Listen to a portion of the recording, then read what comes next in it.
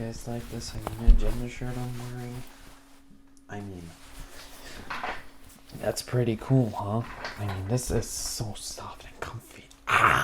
This is one of the best t-shirts I ever bought. And no, this is not a shameless plug. And don't worry, that segment is going to segue into something relevant for this video.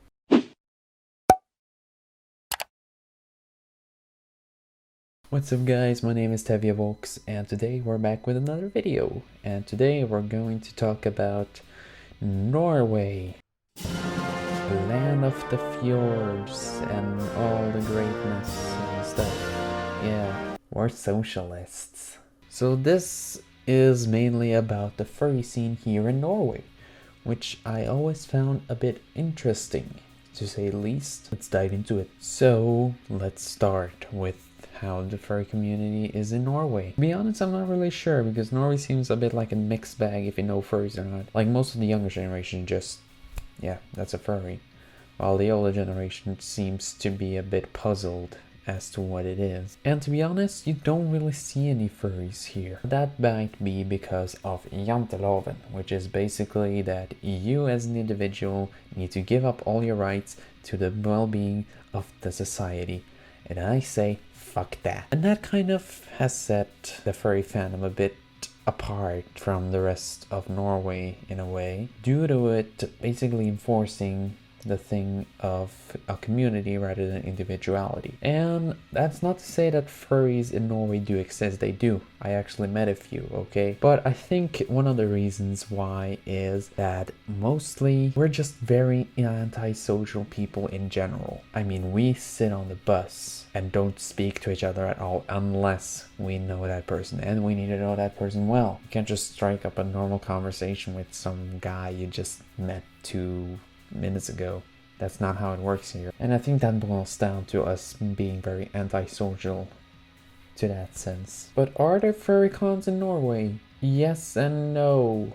I've tried to find furry cons in Norway. I think I found one that's just like up in the mountains in the summertime. It's only like 150 people or something that attends each year. Please don't attack me on that. I don't have the correct information around me right now. And to be honest, there's only a few conventions in Norway each year, and most of them are either cosplay or anime or gaming conventions anyway. The biggest one being Spillexpo, which is taking place each November. And I actually met fursuiters there, and a lot of furries were just roaming around, because that's what they do. They just roam around every place and they just like exist. I guess that also implies IRL. So, but yeah, they do exist, but they don't like walk around in fursuit on the streets normally. That's not a thing you see. That's not a thing you see in big cities either, unless there's a furry convention taking place. No, most likely they'll just be secluded into their bedroom and maybe go to fur meets once a month or something if they're that active. And to be honest, that's kind of sad, because trying to get into the furry community around here in Norway, especially where I live. Now, I live in this place. In this place, there's almost 1 million people surrounding that area. And I barely find any furries. And I'm just like puzzled, because I know there's a good amount of them. But that's also one of the problems with Norway. We're a very big country. Now, most people don't really realize that we're a big country unless you travel here. Going from this end of Norway to the top edge up there, that takes about 1.5, maybe 2.5 days of driving constantly. Like, that is a long drive just to get up there and down. So that really shows you how big this place is. And from getting to one population hub to the other, such as the east coast to the west coast, that's easily an 8-hour drive. And most people just don't like to drive 8 hours to get to one place here. We're not like you Americans who just drive for an hour to get to the nearest grocery store. We walk. And so that makes it a bit harder to connect, because you have one furry who lives near Oslo or something, and then you have one that lives on the west coast up in the mountains or something, and then you have one that lives all the way up north in the Arctic Circle. Yeah, that's basically my situation with furries in here in Norway. So that's another problem here in Norway.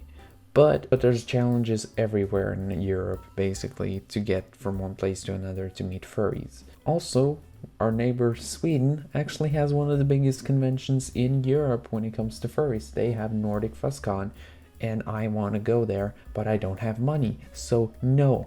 And I'm kind of upset about that, and it's a great opportunity to try and meet new people, especially from Scandinavia, because most of the Scandinavian countries can talk to each other and sort of understand each other. Jag kommer in och snackar norsk, och nu kan jag börja tala svenska, vilket är egentligen det jag vill, and you can kind of understand me. And there's another little annoyance about living here in Norway and being a furry, and that is most of the furry stuff is in the US. Now, the US, traveling here from Norway, is hella expensive. I don't know if you can tell that, but taking a plane ride here easily costs over $1,000 one way. And that makes it kind of sad when you're watching con videos and knowing you're most likely never going to get there with the amount of money you have on you right now. Another thing I've tried to get to know more Norwegian furries is trying Telegram, and I'm just like, I found the groups, but I can't join them because social anxiety. Yay, ha ha ha. Most of my friends who are furries actually live in the US, so that's cool.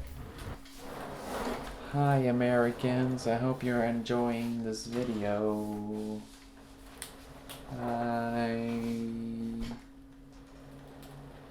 But yeah, there's also one slight annoyance about living here in Norway, and that is buying stuff that's furry. Because if you don't realize, most of the furry stuff you can buy is in the US. Like this, you can't get this in Europe. You need to import it from the US. It just annoys me to no end. Custom fees.